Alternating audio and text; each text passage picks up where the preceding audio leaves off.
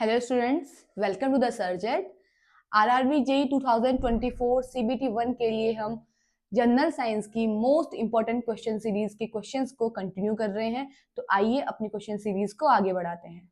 The term sericulture is related to which of the following. ठीक है, कि sericulture किस टर्म के लिए यूज होता है। The options are fish farming, silk farming, bird farming and bee farming. तो हम सेरीकल्चर किस चीज के लिए यूज करते हैं ये देखते हैं। अगर हम फिश फार्मिंग की बात करते हैं तो करते हैं फिश फार्मिंग के लिए हम यूज करते हैं पीसी कल्चर के। ठीक है, जब हम फिश फार्मिंग करते हैं तो उस कल्चर को हम बोल देते हैं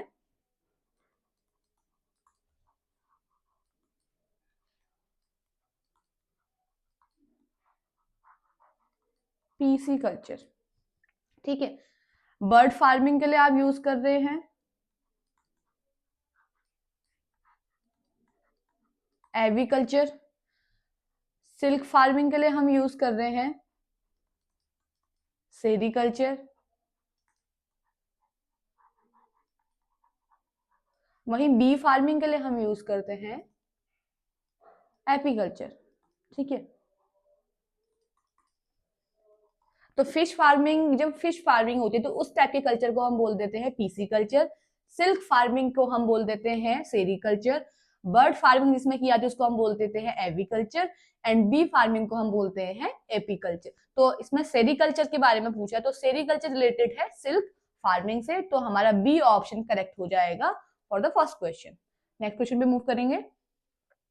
विच of the following terms best describe the biological study of animal behaviour की। ठीक है, कि एनिमल बिहेवियर की बायोलॉजिकल स्टडी को कौन सी टर्म एक्सप्लेन कर रही है ये पूछ रहा है। फर्स्ट है aetiology, ethnology, ethnology, entomology and ethology. ठीक है, aetiology, ethnology, entomology and ethology. तो आपकी जो फर्स्ट है इटियोलॉजी, इडियोलॉजी रिलेटेड है हमारी, जो आपका ए रिलेटेड है आपका वो है कॉज ऑफ डिजीज से, कॉजेज ऑफ डिजीज से। ठीक है,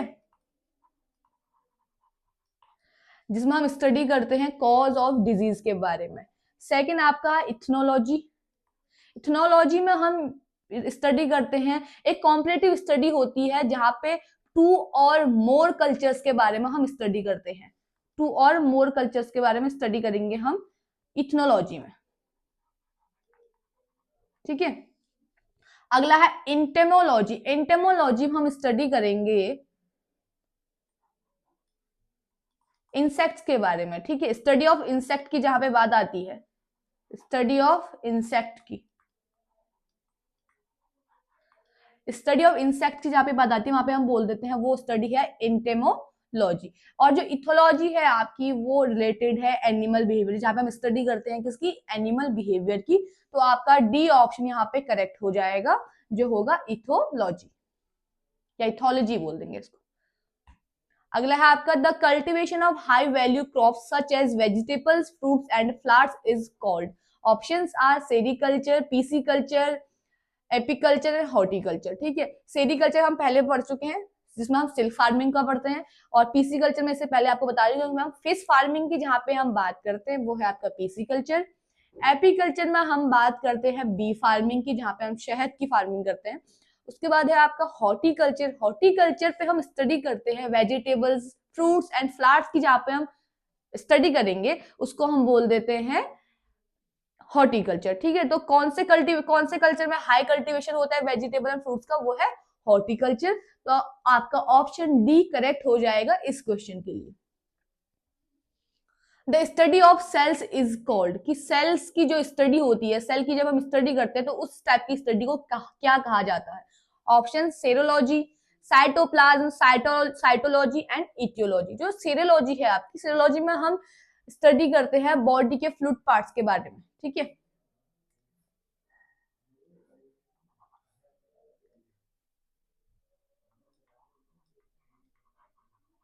बॉडी फ्लूइड्स के बारे में हम पढ़ते हैं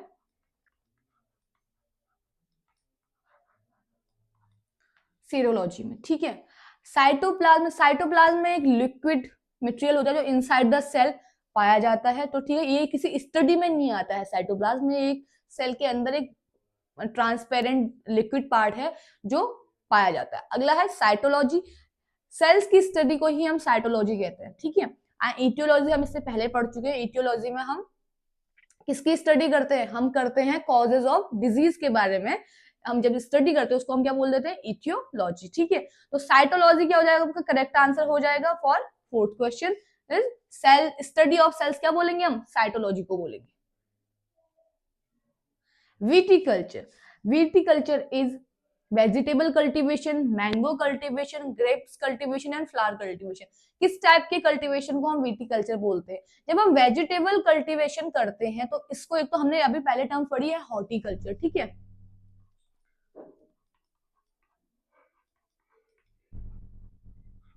हॉर्टिकल्चर, इसके अलावा एक अनादर टर्म और है जिसको हम बोल देते हैं ओलेरीकल्चर। ओलेरीकल्चर, ये टर्म भी यूज होती है आपकी वेजिटेबल्स कल्टीवेशन के लिए, ठीक है। मैंगो कल्टीवेशन के लिए हम बोल देते हैं मैंगो फार्मिंग।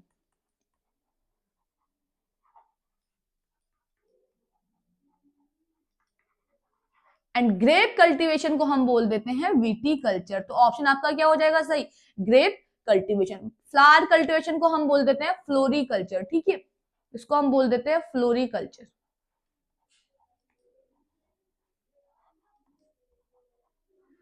तो ग्रेप कल्टीवेशन को हम बोलते हैं विटीकल्चर, वेजिटेबल कल्टीवेशन के लिए हॉर्टिकल्चर यूज होता है, और अनादर टर्म आपकी क्या है, ओलेरीकल्चर।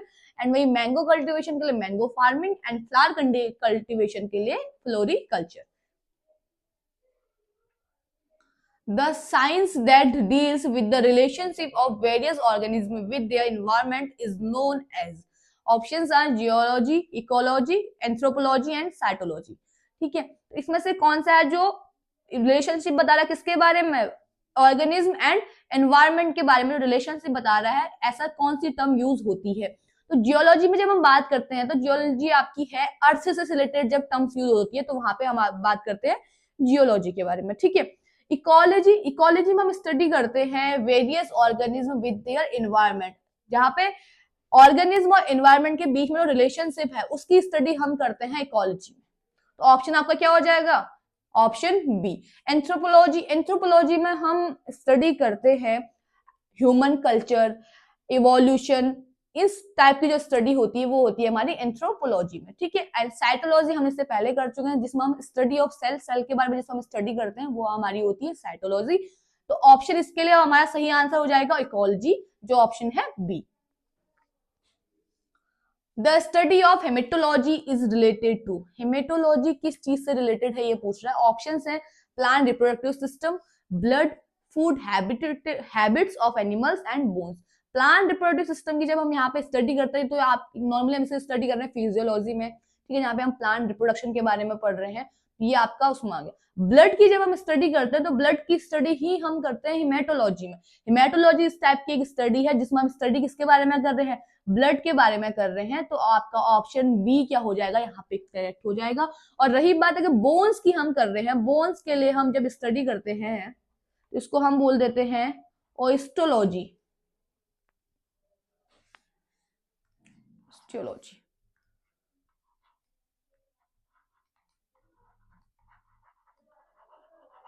ओस्टियोलॉजी, ठीक है, बोन्स के लिए। और हेमेटोलॉजी आपकी होगी ब्लड के लिए, एंड प्लांट रिप्रोडक्टिव सिस्टम के लिए आप फिजियोलॉजी में पढ़ेंगे, ठीक है। तो इस टाइप की स्टडी को हम क्या बोल देते हैं, हिमेटोलॉजी, इसमें हम ब्लड के बारे में पढ़ते हैं।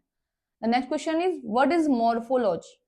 अब मॉर्फोलॉजी क्या है, पहला ऑप्शन दिया स्टडी ऑफ इंसेक्ट, इसे हम पहले भी पढ़ चुके कि स्टडी ऑफ इंसेक्ट हम किस में पढ़ते हैं, ठीक है।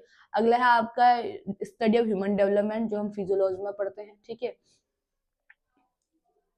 उसके अलावा है study of the shape, structure and specific structural properties of the organism and study of interdependence of organism environment, ये आपका इकोलॉजी हो गया, ठीक है। तो study of the shape, structure and specific structure properties of the organism हम पढ़ते हैं, जिसमें हम अलग शेप के बारे में, स्ट्रक्चर्स के बारे में एंड अलग स्पेसिफिक प्रॉपर्टीज के बारे में स्टडी जब हम कर रहे हैं तो उसको हम बोल देते हैं मॉर्फोलॉजी। तो मॉर्फोलॉजी हम यही स्टडी करते हैं कि इसका शेप कैसा है, स्ट्रक्चर कैसा है, इसकी प्रॉपर्टीज कैसी है ऑर्गेनिज्म की, तो वो स्टडी करेंगे मॉर्फोलॉजी में। तो करेक्ट आंसर आपका हो जाएगा मॉर्फोलॉजी।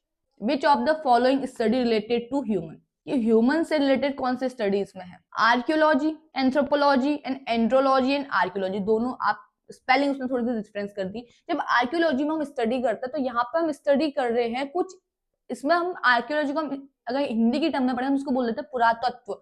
इससे रिलेटेड अगर हम कोई स्टडी करते हैं तो उसमें हम ये स्टडी करते हैं कि ह्यूमंस ने पास्ट लाइफ में कुछ ऐसे मटेरियल्स है जो यूज करें, जैसे ज्वेलरी या कोई सामान ऐसी कुछ चीजें यूज करी है जो पास्ट लाइफ में यूज करी, उसकी जब हम अभी स्टडी करते हैं तो उसको हम बोल देते हैं आर्कियोलॉजी। ठीक है। उसके अलावा जब एंथ्रोपोलॉजी की हम बात करते हैं तो एंथ्रोपोलॉजी में मैंने जैसे आपके कहा था कि रिलेटेड है क्या ह्यूमन कल्चर हम इसमें स्टडी कर रहे हैं, इवोल्यूशनरी एक्टिविटीज हम इसमें स्टडी कर रहे हैं। ठीक है। तो ऑप्शन आपका हो जाएगा करेक्ट एंथ्रोपोलॉजी की, यही ह्यूमन से रिलेटेड है, जहाँ पे आप ह्यूमंस की स्टडी कर रहे हैं, मतलब ह्यूमंस में हम ह्यूमन कल्चर पढ़ रहे हैं, हम ह्यूमन की इवोल्यूशनरी एक्टिविटीज को पढ़ रहे हैं। तो option C is correct answer, जो आपका हो जाएगा एंथ्रोपोलॉजी। उसके अलावा जब एंड्रोलॉजी की बात करते हैं, एंड्रोलॉजी में हम स्टडी करते हैं मेल हेल्थ की। ठीक है। डी वाले ऑप्शन में हम पढ़ते हैं मेल हेल्थ के बारे में, male health, male reproductive system के बारे में, उस टाइप की जो स्टडी होती है वो होती है एंड्रोलॉजी में। और ह्यूमंस के बारे में जब हम स्टडी करते हैं तो हम करते हैं एंथ्रोपोलॉजी में। तो option C is the correct answer.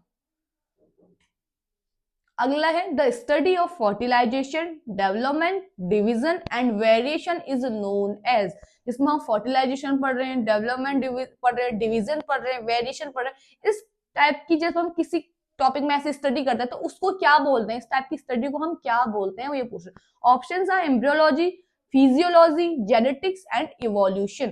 तो जब हम एम्ब्रियोलॉजी की बात करें तो एम्ब्रियोलॉजी में ही हम फर्टिलाइजेशन, डेवलपमेंट, डिवीजन, वेरिएशन की स्टडी करते हैं, जहां पे हम सेक्स सेल्स की बात कर रहे हैं, गैमेट्स की बात कर रहे हैं, गैमेट्स का फ्यूजन होता है, उसके बाद फर्टिलाइजेशन होता है, उसके बाद एम्ब्रियो की फॉर्मेशन होती है, वो सब स्टडी होती है हमारी एम्ब्रियोलॉजी में। तो इस क्वेश्चन के लिए आपका करेक्ट आंसर हो जाएगा ऑप्शन ए, जो है एम्ब्रियोलॉजी, जहां पे हम सारे गैमेट्स के बारे में स्टडी कर रहे हैं, सेक्स सेल्स के बारे में स्टडी कर रहे हैं। ठीक है।